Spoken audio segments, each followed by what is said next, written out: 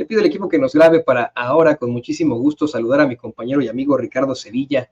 Querido Ricardo, escritor, periodista, aquí en Sin Censura, ¿cómo estás? Te saludo con mucho gusto.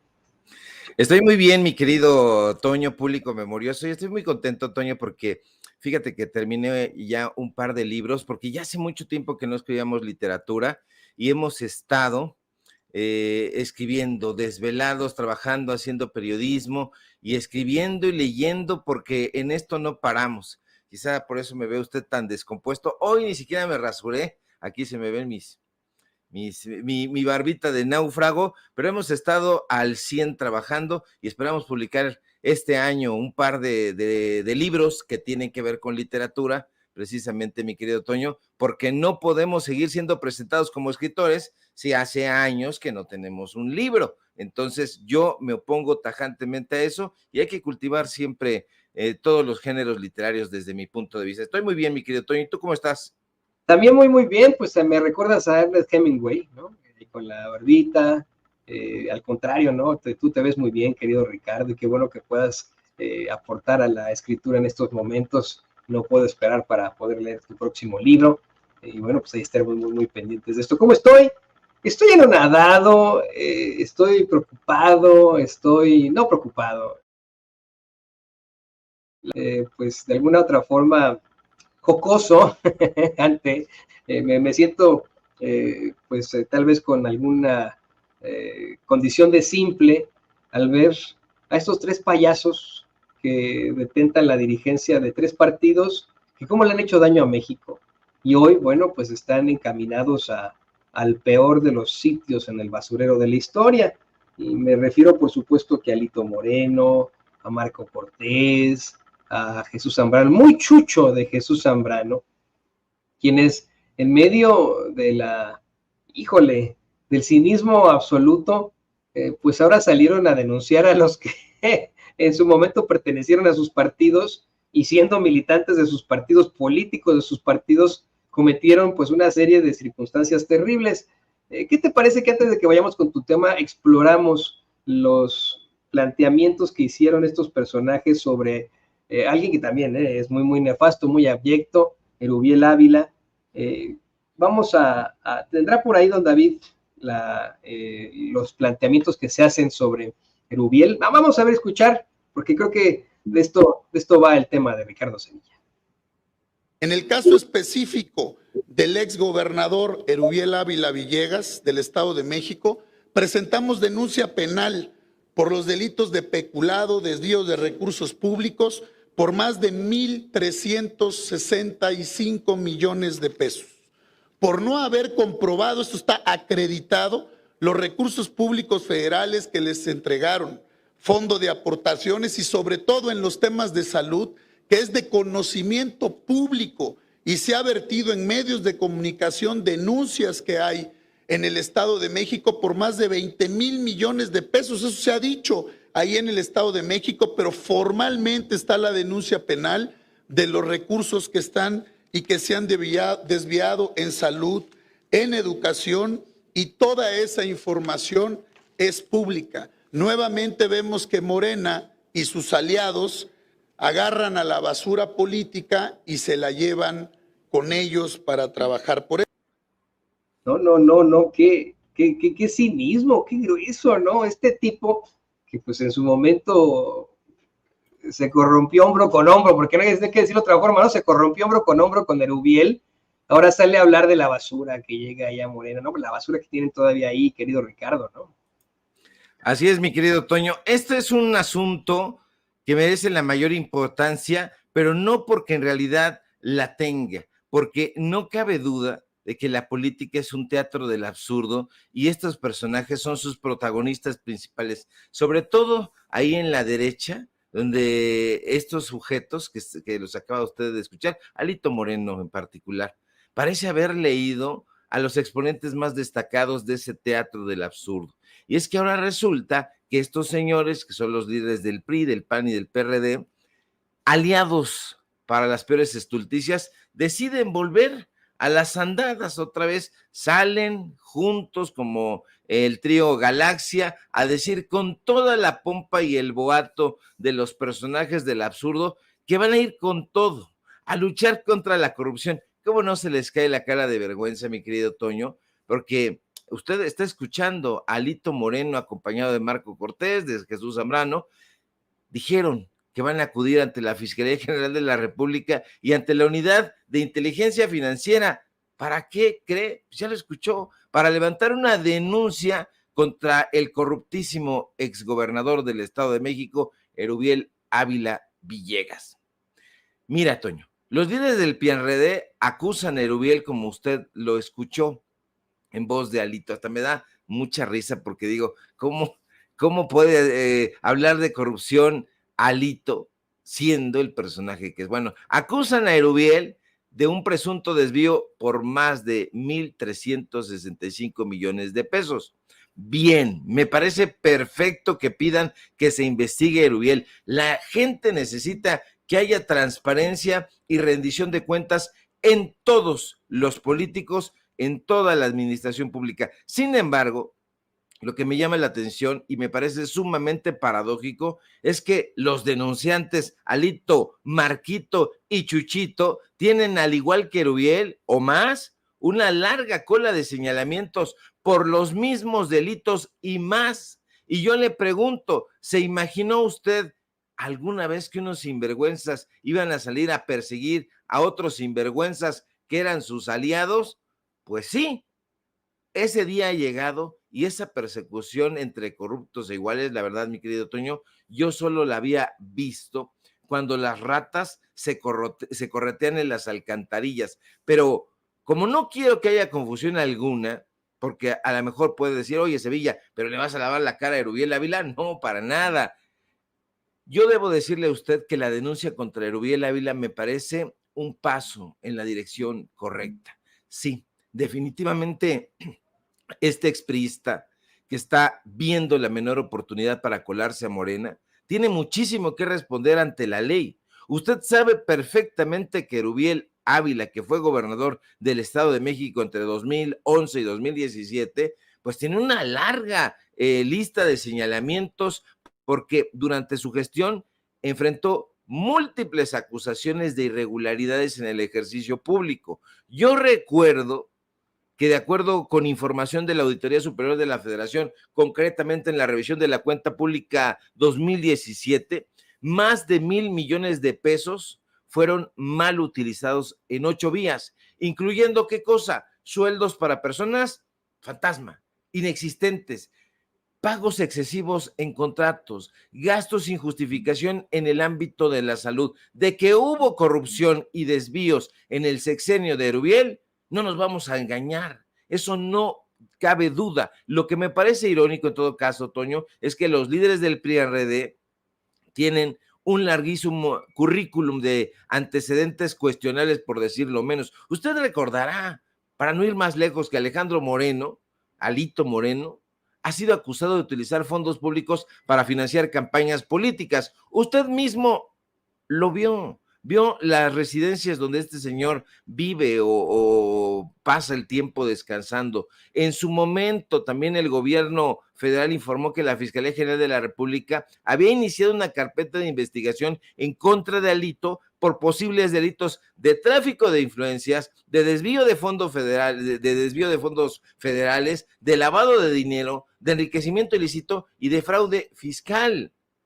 Usted recordará perfectamente los audios filtrados que dieron a conocer. No solamente fue Laida Sansores, porque comenzaron a salir por aquí y por allá actos de corrupción, descalificaciones a periodistas. Bueno, unos eran sus amigos. Un extorsionador, intentó extorsionar a un empresario, yo lo recuerdo perfectamente. Marco Cortés, el líder del PAN, vinculado a casos de nepotismo y corrupción en el estado de Guanajuato. Aquí mismo en Sin Censura hemos documentado varios reportajes que tienen que ver precisamente con estos actos de corrupción, con este nepotismo, con estas tranzas del líder del PAN que ahora se desgarra las vestiduras y dice, voy junto con mi amigo Alito en contra de la corrupción. Jesús Zambrano, Toño, este líder del PRD que ha sido acusado de recibir sobornos de empresas privadas a cambio de favores políticos. No nos vamos a meter con el gusto desmesurado que tiene de la bebida y que lo podría vincular con otros borrachos políticos de ocasión. No, Jesús Zambrano ha sido señalado por dichos misóginos, machistas, apenas recientemente con Claudia Sheinbaum. Yo recuerdo que la llamó muñeca de ventrílocuo. Estos tres sujetos, Toño, no son precisamente unas blancas palomas. De hecho, son exactamente lo contrario. Unos personajes a los que difícilmente les confiaremos un costal de alacranes porque peligraría el pobre costal de alacranes. Lo cierto es que en este teatro del absurdo no podemos dejar de plantearnos una serie de cuestionamientos y yo me pregunto y le pregunto a usted, ¿podemos confiar en que la justicia en este caso se va a impartir de manera justa y equitativa cuando estos señores que están poniendo el dedo flamígero en contra de Erubiel también han sido acusados de lo mismo y de cosas peores? La justicia debe llegar, por supuesto que sí, pero no como golpe político. La corrupción es un cáncer que ha afectado a México durante años, durante sexenios, y aunque, insisto, la denuncia contra Erubiel me parece un paso en la dirección correcta, lo cierto es que todos estos personajes, Alito, Marquito, Chuchito, deberían también ser investigados. Lamentablemente, Toño, y lo digo con dolor,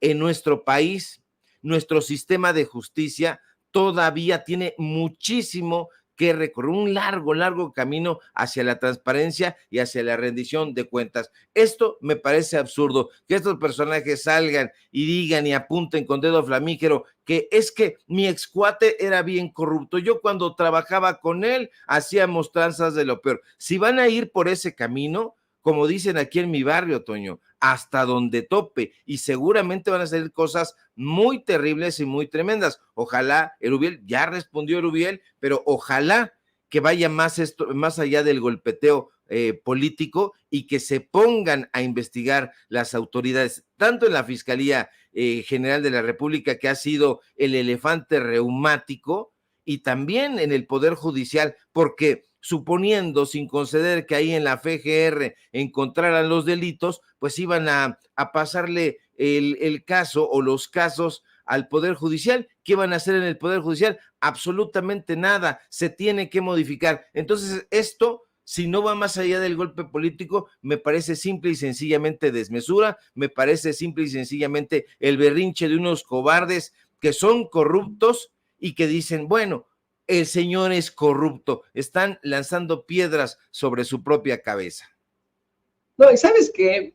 Antes de que vayamos a las declaraciones de Erubiel, a mí me da la impresión de que es un círculo vicioso en cuanto a lo político se refiere, querido Ricardo, querido público consentidor, de lo más asqueroso. Y el caso de Erubiel Ávila es absoluto. Es una Erubiel Ávila que, terminando su sexenio, consigue hacerse de una senaduría y con lo cual pues evita enfrentar las consecuencias de sus actos gracias al fuero que obtiene con su senaduría, que representó muy bien, en la que representó muy bien al Partido Revolucionario Institucional casi que hasta el final, ¿no? Esa es la realidad. Lo mismo va a ocurrir con Alito Moreno, con Marco Cortés y con el muchucho de Jesús Zambrano. Esos tres sujetos evidentemente ya no les importa ni siquiera su partido ni la candidata, y quedó más que claro. Hablan nomás por hablar, tienen que poner su carota y de alguna otra forma entrarle a los catorrazos, inventarse lo de Erubiel, pero saben que no va. A mí me gustaría que, como bien dices, ¿no? Este es el inicio para que verdaderamente se le investigue a Erubiel Ávila y enfrente las consecuencias de sus actos, pero saben ellos que pues en esa se van a mantener en los fueros de la política, desafortunadamente, porque seguimos teniendo la figura espantosa de los diputados y senadores plurinominales por representación proporcional. En un ratitito más te voy a preguntar tu opinión sobre un personaje del que tú y yo hablamos hace unos 2-3 años, si no me equivoco.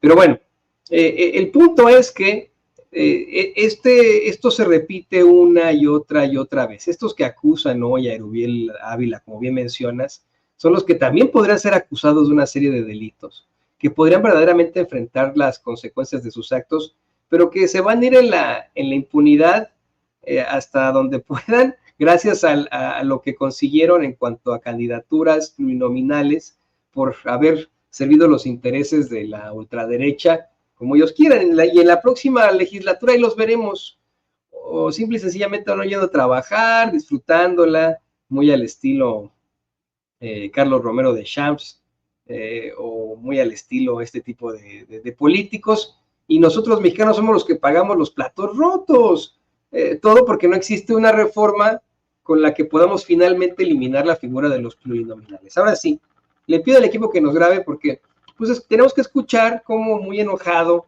el exgobernador y según esto expriista, exgobernador del Estado de México, responde a las acusaciones de sus excompañeros de partido en medio de esta guerra que no se puede calificar de otra forma más que cuando la popó se encuentra con la caca. Qué risa, la verdad, lo que dijo Alito Moreno. Perdón, Malito Moreno. Quiero decir es que las cuentas de mi gestión están claras, transparentes. El que nada debe, nada teme, así que se investigue lo que sea necesario. Como podemos ver, cada día miles y miles de priistas se están yendo del PRI por esta mala dirigencia de Malito Moreno.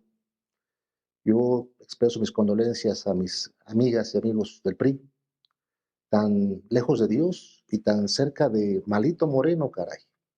Así que sepan que siempre contarán con su amigo y aquí estoy dando la cara y siempre para rendir cuentas. Y un favor muy grande, no olviden votar este 2 de junio por el verde. Puro verde. Puro verde, dice. Mire, para mí, querido Ricardo, querido público consentidor, Erubiel Ávila es el ejemplo de cómo es que muchas veces como humanidad erramos en la creación de las leyes. Cómo es que no podemos poner a la ley o al derecho por encima de la justicia nunca, porque incurrimos como humanidad una serie de pifias, de errores. Ahí están las leyes del apartheid en Sudáfrica, en Israel, en cuanto a los palestinos. Ahí están las leyes Jim Crow, acá en los Estados Unidos, que segregaron a nuestra sociedad durante tanto tiempo. Ese señor Erubiel Ávila en su momento intentó impulsar una ley para que pudieran encarcelar a los maestros que protestaban en contra de la reforma educativa de Peña Nieto, con tal de que los maestros que no iban a dar clases, quería que los encarcelaran. Obviamente esto no pasó, porque se hubieran enfrentado sus derechos fundamentales. Pero, como bien menciona Ricardo, bueno, pues es el enfrentamiento entre lo peor de lo peorcito con lo peor de lo peor. ¿Tú qué opinas, querido Ricardo?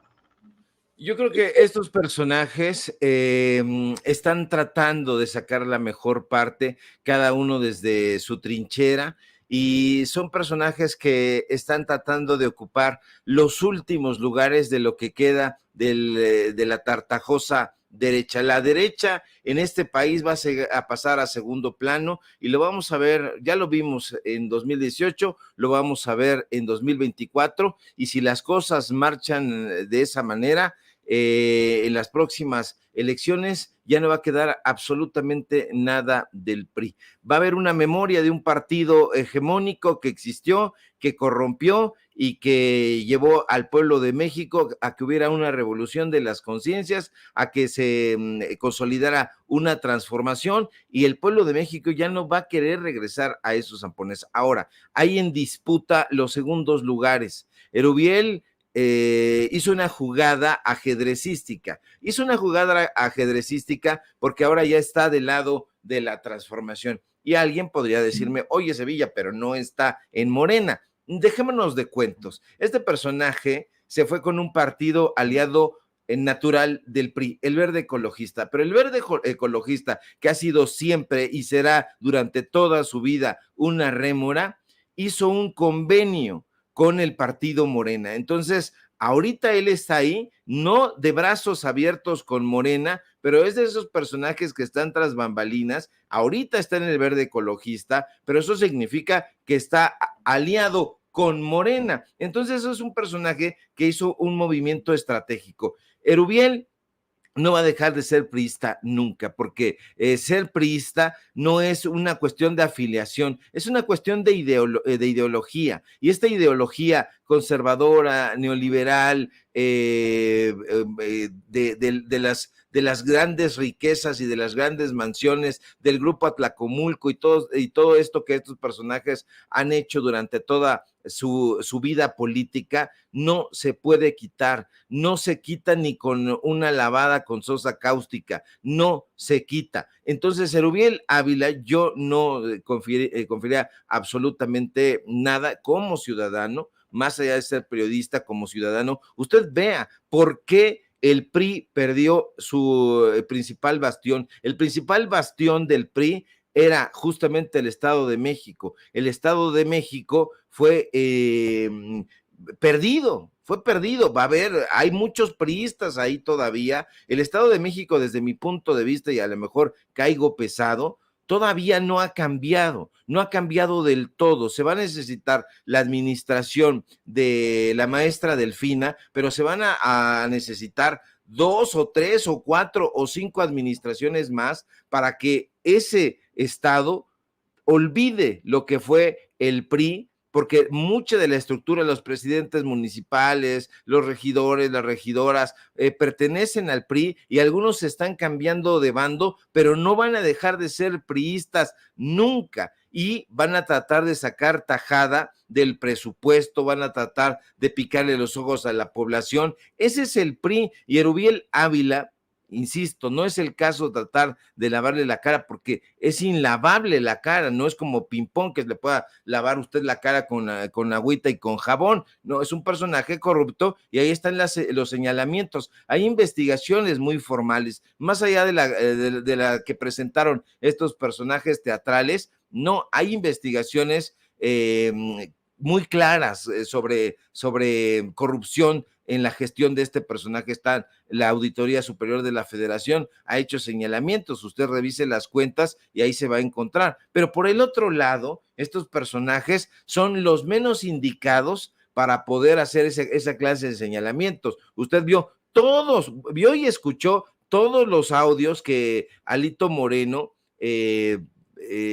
pues lo grabaron ahí, se dieron a conocer. El señor incluso extorsionaba o exigía que se extorsionara a los constructores allá en Campeche. Entonces, un personaje de esas características difícilmente va a tener credibilidad. Si el señor Alejandro Moreno Cárdenas sale y dice, voy contra la corrupción, no va a haber absolutamente nadie que le crea. No le creen ni su almohada. ¿Por qué? Porque sabe él perfectamente que es corrupto y está tratando de defender el último resquicio del conservadurismo, que en este caso es ese partido político que ya está dando las últimas, un partido político que hizo padecer a esta nación y que puede decir, es que creó las instituciones, es que creó el aparato sobre el cual ahorita está gravitando la sociedad mexicana. Eso es una mentira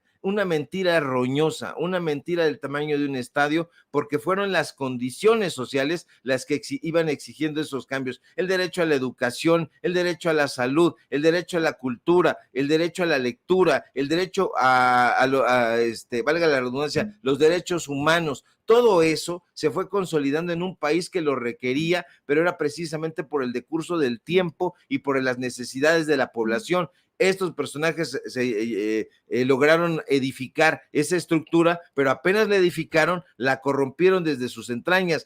Que no nos engañemos con ese discurso hueco, falso y tonto de que estos personajes crearon esas instituciones que hoy, de las cuales está gozando el pueblo de México. No es así, porque en todo caso ni siquiera las estamos gozando. Hay que reformar prácticamente la mayoría de las instituciones, Toño. Sí, y entre estas, bueno, pues las que, como bien mencionas, fueron creadas en su momento por el PRI, pero es que eso es hasta de locos mencionarlo. pero sí, hay que estar, sí, yo creo que en un proceso de, híjole, de resurgimiento de México. Son los primeros 6 años de una transformación, pero vendrá mucho más trabajo que hacer.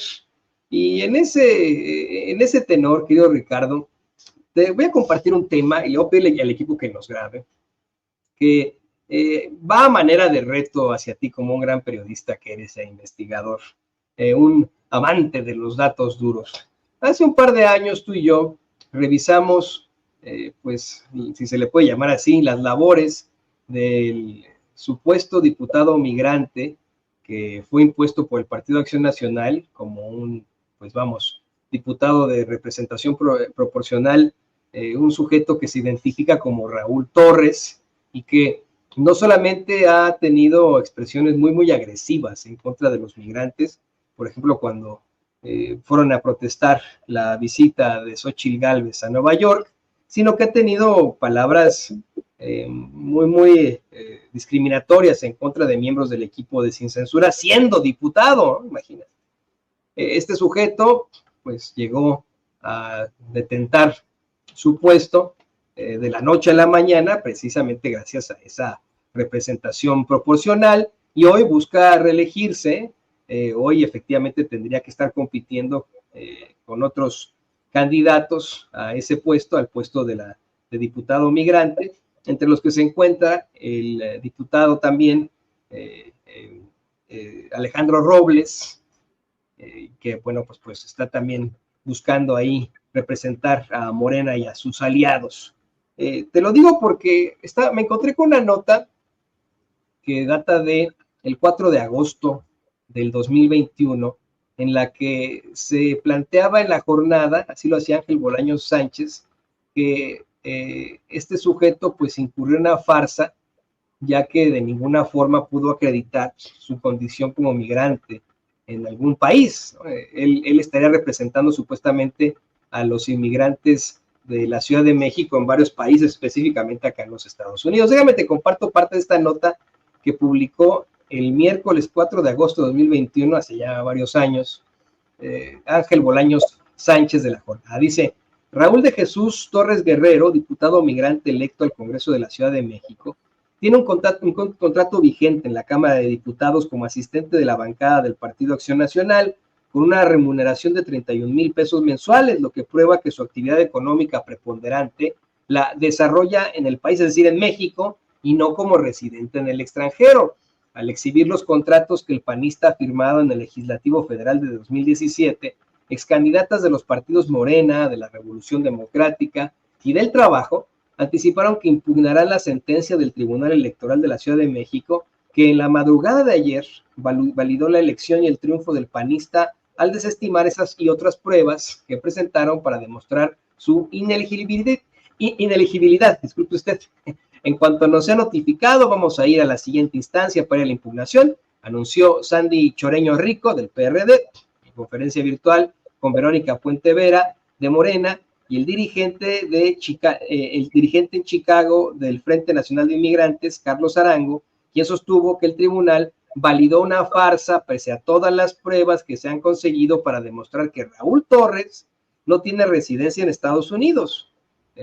Dice, en Nueva York, en las asociaciones nadie lo conoce. Bueno, lo conocimos en este término, esta es parte de la nota que publicaba La Jornada hace ya varios años, lo conocimos por sus expresiones muy violentas. El tipo es un energúmeno, en algún momento llamó al presidente López Obrador hipócrita, si no me equivoco, y cuando Vicente Serrano lo mencionaba en la mañanera, nos atacó diciendo que nosotros no éramos periodistas, discriminándonos, ya sabes, ¿no? A la de siempre, que éramos unos paleros, sin antes de investigar si teníamos algún tipo de carrera relacionada al periodismo, a la comunicación, o si habíamos trabajado en algún medio de comunicación corporativo. Bueno, hizo una serie de circunstancias ahí muy obtusas, como todo el energúmeno que es.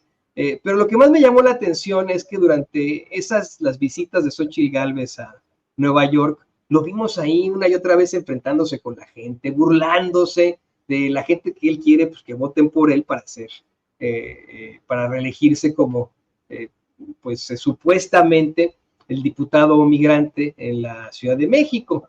Te lo quería plantear porque hace algunos años tú y yo platicábamos sobre este sujeto y sé que pues tú en todo caso puedes hurgar un poco en la información y revisar si verdaderamente este sujeto pues ha vivido como inmigrante en los últimos años. En su biografía asegura que su padre es un empresario peruano que pudo establecer algunas empresas en Los Ángeles y en Nueva York, que su madre es mexicana.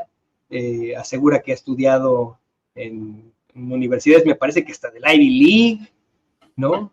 Pero bueno, pues ahí quedaría a cuestionamientos si verdaderamente nos representa como paisanos acá en los Estados Unidos. ¿Qué opinas? ¿Qué opinas de todo esto, Ricardo? ¿Aceptas el reto?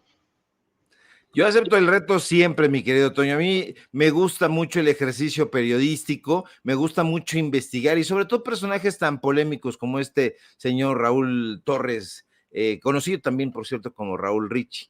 Él dice que es migrante, se necesita tener la cara dura para presentarse como este personaje lo hace. Yo creo que es un sujeto aprovechado. Hay esta información de que el papá en efecto es peruano, que él vino a México, concretamente a la Ciudad de México, cuando él tenía 5 años, pero entonces, ¿en qué momento vivió en el extranjero? Hay muchos mexicanos que han estudiado en el extranjero y no se presentan como migrantes. Este señor estudió Relaciones Internacionales, si no me engaño, en Europa, también estudió en Boston, en fin, un sujeto que ha tratado de decir que tiene una perspectiva sobre la migración y sobre los desafíos siendo migrante, pero él, ¿en qué momento ha sido migrante? Carlos Fuentes, el escritor mexicano, pues él nació en Panamá, su papá él trabajaba en el Servicio Exterior Mexicano. Entonces fue un día de viaje con su esposa y tuvieron a Carlos Fuentes, el escritor. Nació en Panamá, pero Carlos Fuentes siempre se presentó como un mexicano, no por el hecho de que haya nacido y haya tenido por cuna Panamá, se presentaba como migrante.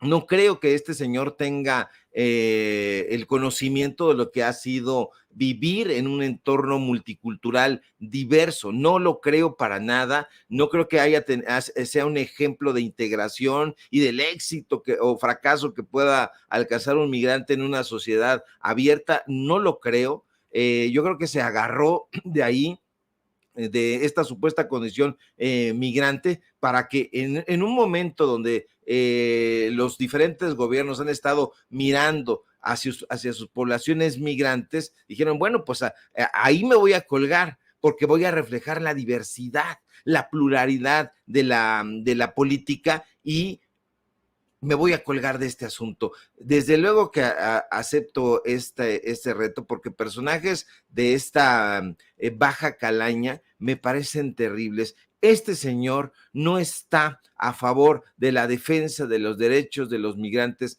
porque no los conoce de nada. Hay muchos mexicanos, insisto, que han estudiado en el extranjero, concretamente en Estados Unidos, pero han vivido en una burbuja. Él no conoce los temas migratorios. De conocer los temas migratorios no se estaría burlando como lo ha hecho, porque es un tema muy complejo y se tiene que abordar con una perspectiva muy responsable. Y este personaje no lo está haciendo. ¿Dónde están sus políticas de promoción e integración? ¿Dónde están sus políticas de inclusión social en temas migratorios? Yo creo que este personaje es simple y sencillamente uno de los tantos trepadores que dijo, bueno, voy a ser visto como un migrante y se me va a ver como una garantía para poder abordar con éxito los múltiples desafíos que enfrentan los migrantes en este país. Y no es así. Yo creo que hay que investigar esas empresas del papá, a ver si es cierto que tiene esta génesis que dice tener, pero habrá que investigarlo con mayor profundidad y a riesgo de de parecer muy tajante, yo considero que un sujeto que ha hecho mella, que ha hecho burla de la propia población migrante, es simple y sencillamente un farsante. Pero esos dichos habrá que comprobarlos, mi querido Toño.